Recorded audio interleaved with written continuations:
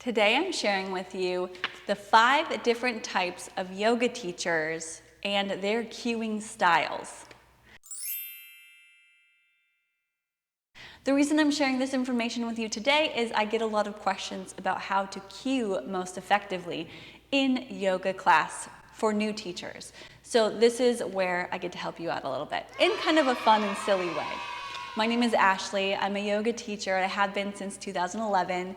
I own a yoga studio and I've taught several yoga teacher trainings. And it's my mission to instill and create confidence in every new yoga teacher so that you can get out there and actually teach classes, whether that's online or in person.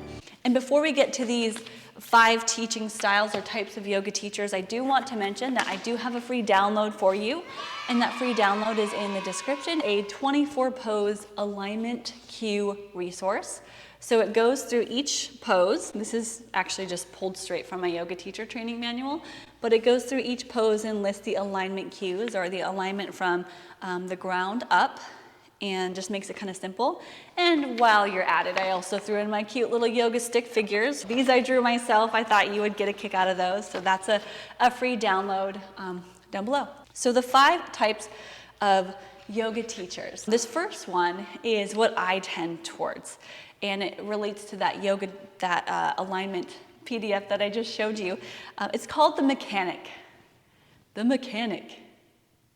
So if you're a mechanic yoga teacher, you are mostly cueing on alignment and placement.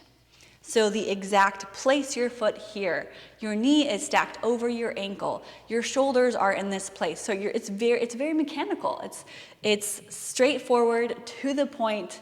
Tell where you should go and how you should do it in the exact placement and alignment way. So alignment cues.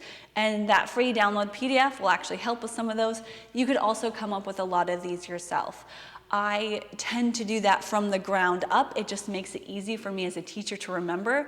Also, so I'm not jumping from top to bottom and here to there, everywhere around the body. It makes it a better flow for your students to go from the feet, work up to the knees, to the hips and pelvis, to the shoulders, and so that bouncing effect. Just like you wouldn't want to go up and down in a yoga practice with seated, standing, you don't want to do that with your cues either.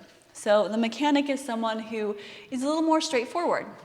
I tend towards that. I'm a very straightforward teacher. I like to talk on alignment cues and specific body parts. And for the mechanic, this one I'll probably talk about the most. Here's the formula for getting into a mechanic cue. Action word, a verb, plus the body part, plus the direction or the placement or the place you're putting it. And they don't have to be in this order, but you need these 3 things for an efficient and effective alignment cue. So your body part, your foot. Action, step. Where? Between the hands or to the top of the mat. And so it might be a phrase or a word for each of these, but you need all of these. You can't just say, step your foot or reach your hands. Well, where? Reach your hands towards the sky, hands up. Like how far, where? Anyway, we need to have all 3 of those. This is one that I teach often. This is the best formula for getting into breath-based movement, especially quicker transitions.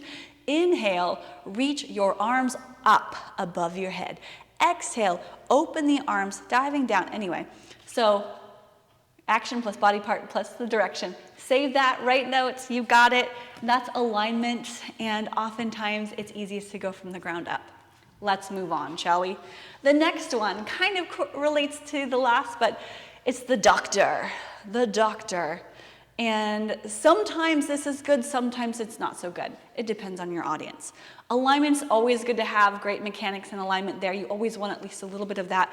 But the doctor yoga teacher isn't actually a doctor. They just speak like a doctor that is difficult to understand. So they're talking more the internal, inside, like the muscles and the bones and the joints, and maybe using words that you don't necessarily understand. So if you are an anatomy expert, make sure that you dull it down enough for an open level, everybody audience to comprehend. So if you talk about a specific muscle, explain more of the benefits or what that is or what the common phrase or name is for it. I love learning about anatomy and I love when people explain it to me, but when you ramble off a muscle that has a long and crazy name or the Latin word for something, I'm not going to understand it. So don't assume that people understand anatomy. I've been teaching for so many years and I still don't know everything about anatomy, and I can't pretend to know all the muscles and the names and the bones. So keep it basic, and also if you are teaching on an anatomical focus, make sure that you add a little bit more depth to that, a little bit more explanation. So that's the doctor. You're using anatomical terminology, or you're talking about the insides, the muscles, the joints, the bones, and maybe it's even like the energetics too, the blood flow, circulation, doctor-y type stuff. Next one, this is a fun one. The yoga teacher that is a magical creature. And I'm not gonna label the magical creature as a unicorn or a fairy. I don't wanna put names on it because I don't want any negative connotation. So you might be a wizard, you might be a centaur, but a magical creature yoga teacher is someone who elaborates in a way that brings you to a different place. They use a lot of metaphors. It's a little bit more flowery, if I'm going to use another term for it, flowery, in a good way. We use metaphors like reach your hands forward as if you are reaching for the stars.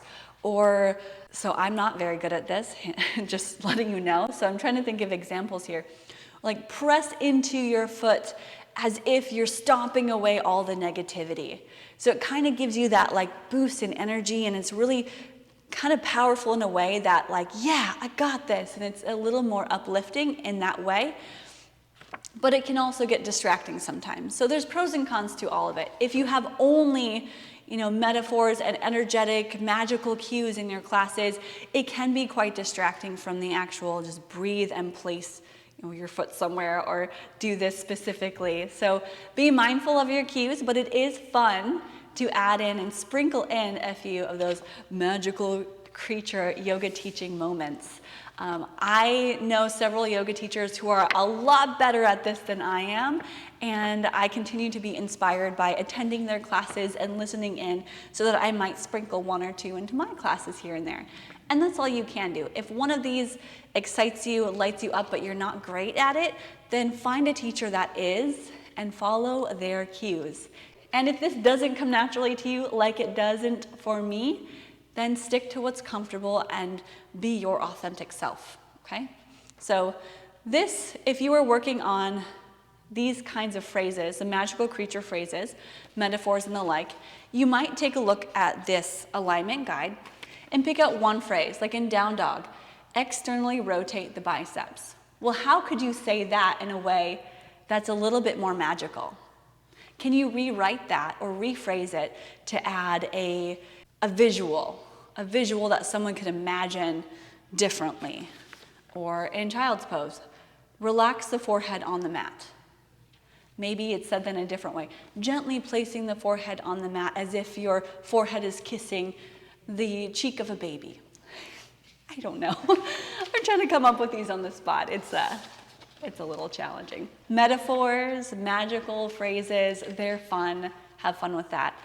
Okay, the next one. Ba-da-bum-bum. The storyteller. Storyteller is kind of like a magical creature, except not as short. These are more long-winded. So you might be, standing in a half moon pose, probably not half moon, but standing in, let's say, tree pose, or maybe it's a longer holding pose, and the teacher goes into a story or an anecdote, something that happened to them, something they heard, or maybe it's a little bit of a tale of the history or philosophy behind this specific pose. It may or may not relate to the pose itself, but it definitely should relate to the class theme. These are really awesome cues. It's longer cues because it provides more depth and the inspiration that a lot of people come to yoga classes for. It provides that get to know the teacher a little more and what they're into, and also that connection.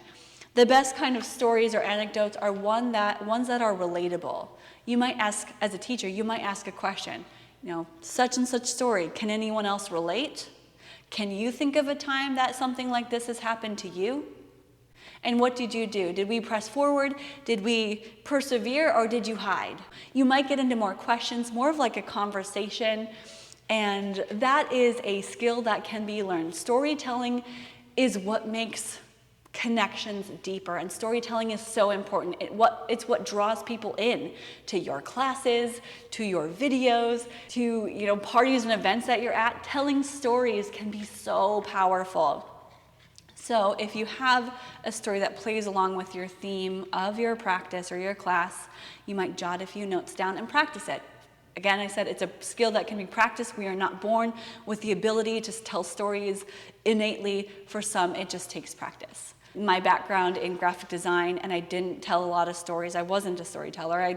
I just did design and emails all the time. It took a lot of effort for me to then get in front of people and be charismatic. It's not something that comes naturally to me. However, it's a skill. It can be learned. And the last one I have for you, the last type of yoga teacher that's out there, is the therapist. The therapist talks on feelings, whether it's body sensation feelings or emotional feelings. So they're cues that are a little more subtle than your alignment placement cues. Cues like, how does that feel? And what does that feel like? Notice what that feels like. And it might be different for each person. In pigeon pose, what kind of emotions are coming up? Notice them.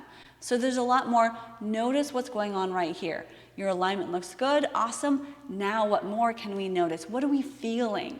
So that's more of that becoming a therapist as a yoga teacher. We are not therapists, so don't pretend to be. Don't get out there and say, I'm the therapist today, so this is what I'm gonna do. We're not, so you're not actually gonna call yourself a doctor or a therapist or a mechanic. You're not gonna fix someone's car.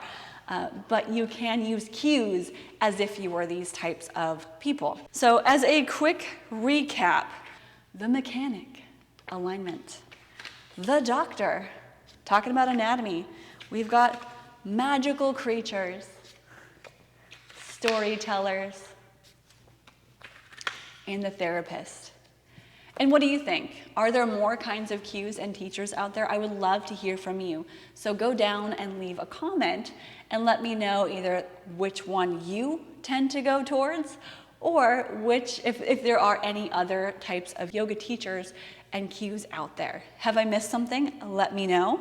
And also, don't forget to download my alignment guide to help you out with this is what I give to beginners for beginner yoga practice. It's 24 basic yoga poses with the alignment from the ground up, and pictures because I'm fancy like that. All right, thank you so much for watching. I hope you enjoyed this.